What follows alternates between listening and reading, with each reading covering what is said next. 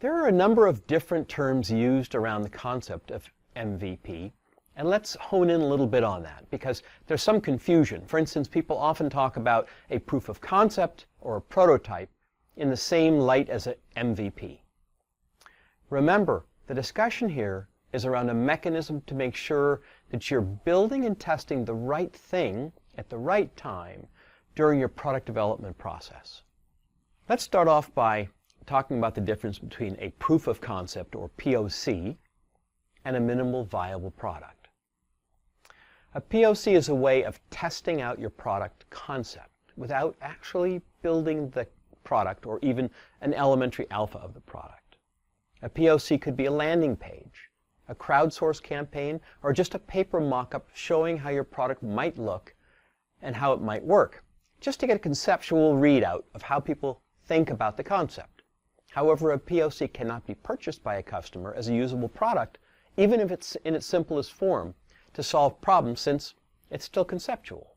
An MVP can. It's a minimum iteration of a product that a customer can use to solve a problem, and in some cases, it's even willing to pay for, even in its simplest state. An MVP is also not a prototype. A prototype is the first usable product you create to understand if it's feasible and viable technically.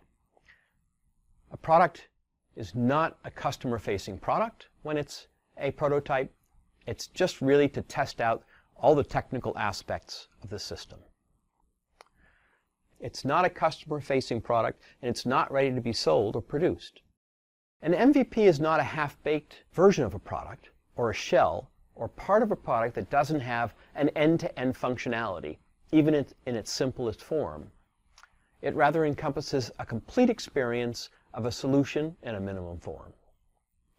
An MVP is not about creating a set of features that can hit a magic release date.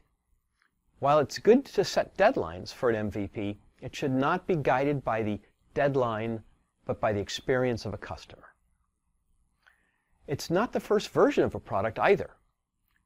It's the first version of a solution. So what's the practical concept of an MVP that's appealing in entrepreneurial startups? It lets you start to play with the product in the market, saving time and resources in what is inevitably an iterative process as you build, test, and roll out your product. It lets a startup test assumptions about what the experience will be with real-life customers, including usability and the key elements of the product functionality, to get that live feedback on the core value proposition.